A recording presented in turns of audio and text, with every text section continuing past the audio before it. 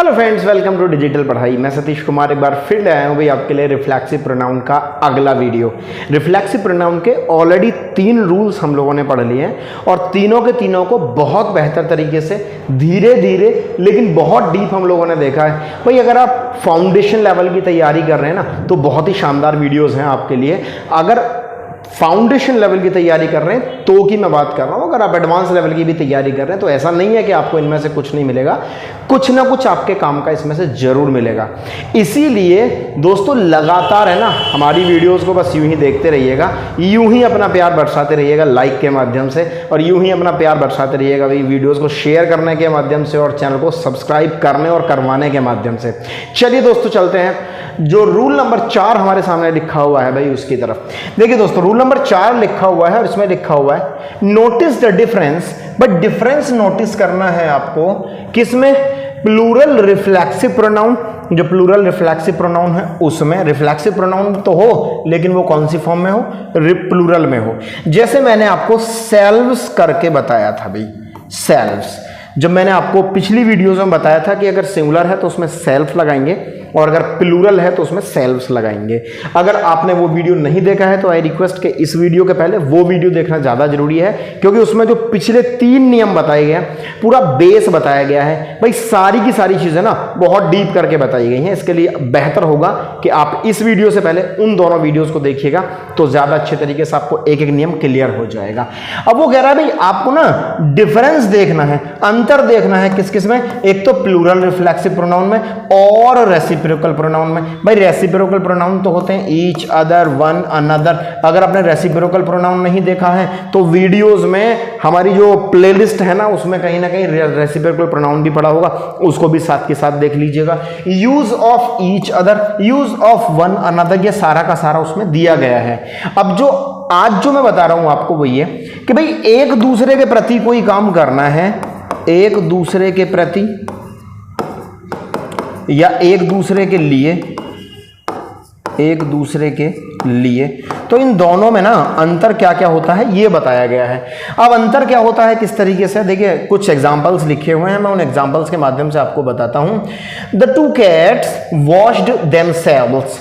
भाई ये जो 2 कैट्स हैं ना उन्होंने अपने आप को धोया, मतलब अपने आप को साफ किया। तो अगर मैं themselves लगा दूं इसका मतलब 2 बिल्लियां ये हैं, एक बिल्ली ये रही, एक बिल्ली ये रही, इसने अपने आप को धोया और इसने खुद को धोया।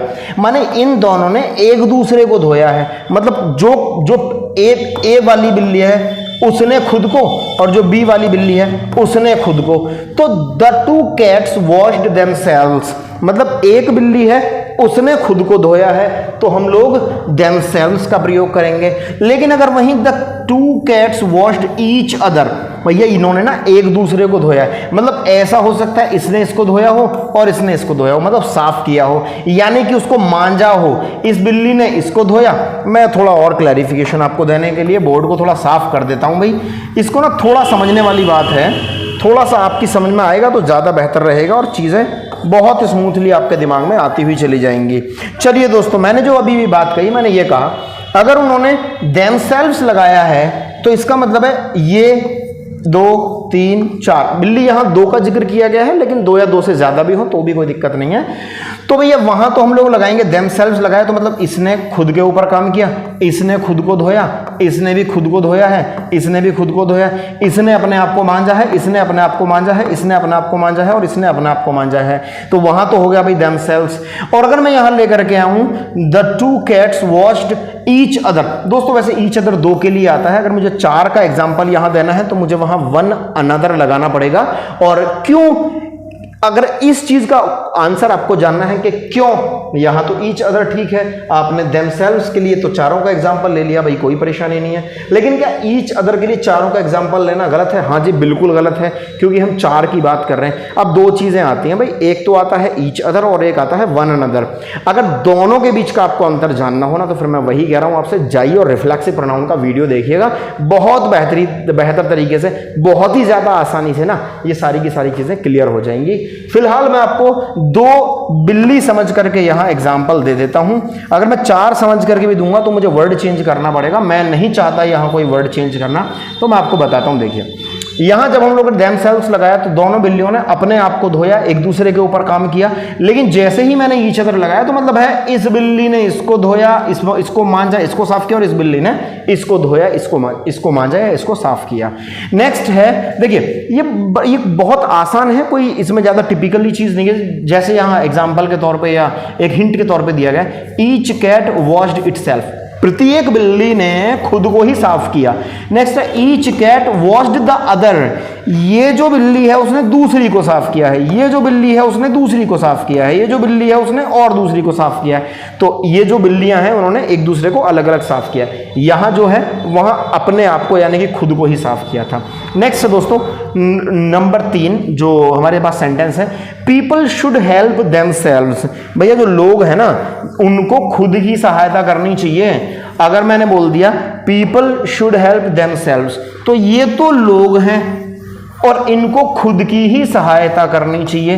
भाई मैंने तो आपको क्लियरली बताया हुआ है कि देमसेल्व्स यानी कि जो रिफ्लेक्सिव प्रोनाउन है उसका तो प्रयोग ही तब किया जाता है जब काम को करने वाला जैसे ही काम को करता है तो उसका इंपैक्ट खुद ही उसके ऊपर पड़ता है, वहां तो रिफ्लेक्सिव प्रोनाउन आता है। अगर काम को करने वाला ये है, काम ये हो रहा है और काम का इंपैक्ट किसी और के ऊपर जाकर के पड़े तो रिफ्लेक्सिव प्रोनाउन नहीं आता है। क्लियरली अगर सारी चीजें समझनी है तो मैंने पिछले वीडियोस में सारी की सारी चीजों को बताया हुआ है, वहां जाकर के आप देख सकते हैं। नेक्स्ट नंबर 3 जो मैं बता रहा था वो पीपल शुड हेल्प देमसेल्व्स। भाई लोगों को ना खुद की ही सहायता करनी चाहिए, यानी कि they should act out of self interest. उनको खुद के इंटरेस्ट के लिए कोई काम करना चाहिए, उनको खुद के ऊपर ही अपनी हेल्प करनी चाहिए भाई। नेक्स्ट यहां people should help one another. देखिए इसमें दूसरे एग्जाम्पल में हमारे पास आया people should help one another.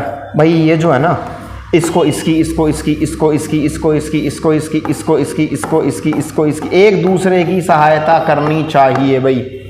माने खुद की हेल्प ना करके दूसरों की हेल्प करनी चाहिए, यानी कि एक दूसरे की हेल्प करनी चाहिए। तो दोनों ही तरीके से सेंटेंस ठीक हो जाएगा। अंतर सिर्फ ये है कि जैसे ही हम पहला वाला सेंटेंस लेंगे तो वो खुद के लिए यानी कि सेल्फ इंटरेस्ट के लिए जाएगा, दूसरा जो जाएगा वो दूसरों के लिए जाएगा।